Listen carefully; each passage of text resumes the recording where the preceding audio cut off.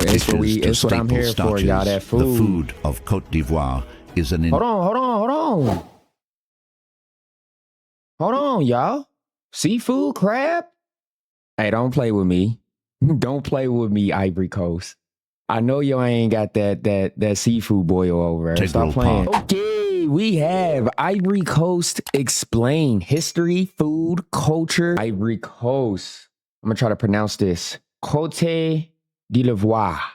Did I pronounce that right, y'all? Côte d'Ivoire. Let me know if I pronounced that right. Let's get right into this. West Africa lies the Côte d'Ivoire, or Ivory Coast, a nation synonymous with the world's craving for chocolate, revered as one of the globe's leading exporters of cocoa. Really? Hello, welcome to Open Tierra, where today we're diving into the vibrant culture of Africa's Ivory Coast. Stick around till the end to uncover a fascinating aspect of Ivory Coast that might just surprise you. With its borders on the Gulf of Guinea, Côte d'Ivoire has a diverse geography including coastlines, forests, and savannas. This tropical West African country spans 322,463 square kilometers. The 515-kilometer coastline features beaches, lagoons, and palm groves. Hey, this the place commercial is beautiful, capital, Abidjan, and major port cities like San Pedro lie along the coast. This area has a more wet, equatorial climate. Dense rainforests cover the southwestern quarter of Côte d'Ivoire. Evergreen forests provide timber. I'm just going to go ahead and assume that they speak French because that just sounds French. They speak French, bro. I know y'all speak French, right? The forests see high rainfall and are home to wildlife like chimpanzees, leopards, and elephants. The northern savannas consist of grasslands and woodlands. The savanna climate brings less rainfall than the south and has only one rainy season per year. The savannas support agriculture and cattle grazing.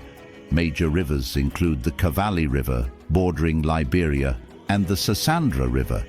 The Bandama and Comoé rivers flow through the central part of Côte d'Ivoire. Dams along these rivers provide hydroelectric power. Côte d'Ivoire, located on the coast of West Africa, has a history stretching back centuries.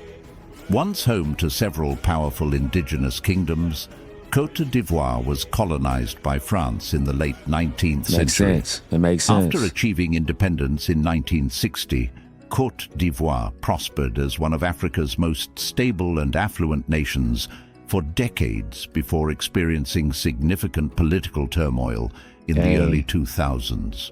Today, Côte d'Ivoire is recovering and working to achieve economic progress and we got to get back, Ivory Coast. We got to get back, man. Before French colonization, Côte d'Ivoire was home to several powerful pre-colonial kingdoms. The Kingdom of Kong existed from the early 18th to late 19th centuries in the north-central region. Kong conducted extensive regional trade, and Islamic scholars contributed to the Kong intellectual tradition. The Baoulé Kingdom emerged in the central region in the 18th century, where it continued local religious and cultural practices. The Agni Kingdom, based in the southeast around the Comoé River, also retained regional power and resisted initial French advances. These kingdoms controlled local trade, agriculture, and governance for centuries. France first established trading posts in the 1840s and began asserting formal control over the interior in the 1870s. Côte d'Ivoire was officially made a French colony in 1893.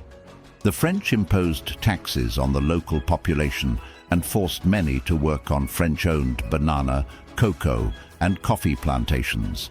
This created economic infrastructure, but displaced local agricultural production.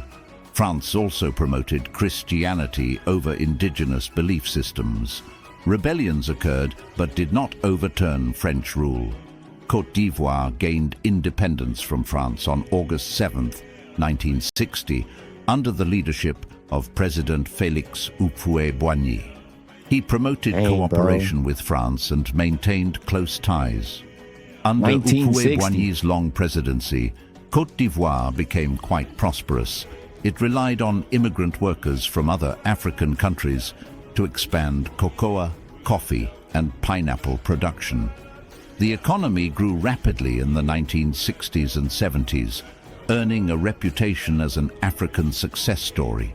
The West African nation of Côte d'Ivoire is home to over 20 million people from diverse ethnic, religious, and linguistic backgrounds. Despite tensions in recent decades, Côte d'Ivoire retains a rich cultural heritage. There are around 60 that's a good, you know what I'm saying? It's about 50-50 men and women. Hey, I don't know if y'all have ever been to Puerto Rico, but I promise you I went to Puerto Rico and most of the country is women, bruh. And I think the population is mostly women. And linguistic backgrounds. Despite tensions in recent decades, Côte d'Ivoire retains a rich cultural heritage. 50-50 There are ain't around bad. 60 ethnic groups in Côte d'Ivoire. The Akan people, including the Baoulé and Agni, make up the largest portion at about 42% of the population. The Voltecs and Mande each comprise around 15 to 20%. I can't wait to see y'all's food. What Smaller y'all groups eating? include the Crous, Southern Mandes, Kwa and Gur speakers. Côte d'Ivoire has a religiously diverse population. Islam is practiced by around 38% of people, mainly in the north. Christians make up around 34% of the populace. About 25% this church is retain beautiful. indigenous religious beliefs or no religion. French is Côte d'Ivoire's official language. However, more than 70 indigenous languages are also spoken. The Akan dialect Dioula is used widely in trade. Bete, Baoulé, Dan, Anyan, and Senufo are among the other native languages. This linguistic diversity stems from the various ethnic groups. The economy of Côte d'Ivoire is one of the most prosperous in West Africa. The World Bank estimates its GDP at around $70 billion as of 2022. As the world's largest exporter of cocoa, its economy relies heavily on agriculture. It has experienced significant growth since the 2000s, but still faces challenges of poverty and inequality. Around 40% of Côte d'Ivoire's workforce engages chocolate? in agricultural production. Cocoa accounts for up to 20% of export earnings. Wow. Côte d'Ivoire produces 35 to 40% of the world's cocoa supply. Coffee and palm oil are also exported. Bananas, pineapples and rubber are key industries as well. Agriculture employs many low-income Ivorians. Beyond agriculture, industrial activity includes food production, mining, telecommunications, and financial services. Côte d'Ivoire is a major producer of hydroelectricity. Abidjan is the center of economic activity and development. Investments in infrastructure have supported growth in services. Despite economic progress, almost half of Ivorians live below the poverty line. Income inequality persists between urban and rural areas. Youth unemployment also poses an ongoing economic challenge. As Côte d'Ivoire continues growing, reducing poverty and expanding opportunity will be key goals. Ivorian music incorporates various traditional African instruments like the talking drum, djembe drum, and balafon xylophone. Common musical styles include zoblazo, zouglo, and coupé-décalé dance music, which blend folk percussion with electronic sounds. Major music artists from the Côte d'Ivoire include Alpha Blondy, Magic System, and Tikenja Fakoli, who combine reggae and African rhythms. Ivorian literature originated with oral storytelling traditions centered on folk tales and mythology. Well-known authors include Ahmadou Kourouma, whose novels Waiting for the Wild Beasts to Vote and Allah is Not Obliged address colonialism and African identity. Contemporary female writers such as Veronique Tadio and Tanella Boni explore social issues like marriage customs and women's rights. Ivorian visual arts encompass wood carving, pottery, masks, sculpture, and kente weaving among various ethnic groups.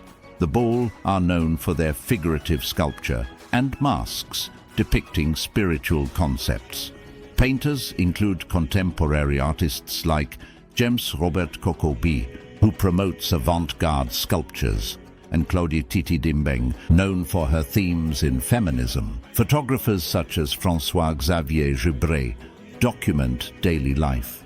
From stews to vegetable side dishes to staple starches, the food of Côte d'Ivoire is an... Hold on, y'all. Seafood, crab? Hey, don't play with me. Don't play with me, Ivory Coast.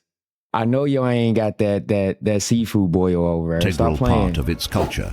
Garba features fish or meat cooked in a tomato broth with onions, garlic, peppers, and herbs like basil. It often includes cassava leaves and okra for thickness. Slow-cooked Garba stew is full of robust and savory flavors. This stew combines peanut butter with tomatoes, onions, and chili peppers to create a thick, nutty sauce. Beef or chicken is stewed in the sauce, along with potatoes and carrots for heartiness. The peanut butter adds unique flavor and creaminess.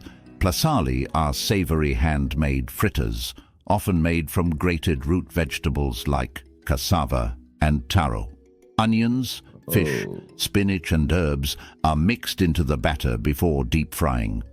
Placali makes a flavorful and crunchy accompaniment to stews. Kedjanu is a popular chicken dish, slow-cooked in a spiced tomato and palm nut sauce. Onions, garlic, thyme, peppers, and bay leaves season the stew. Served over rice, Kedjanu chicken provides comforting and rich flavors. If you enjoyed this video on Côte d'Ivoire... Loved it.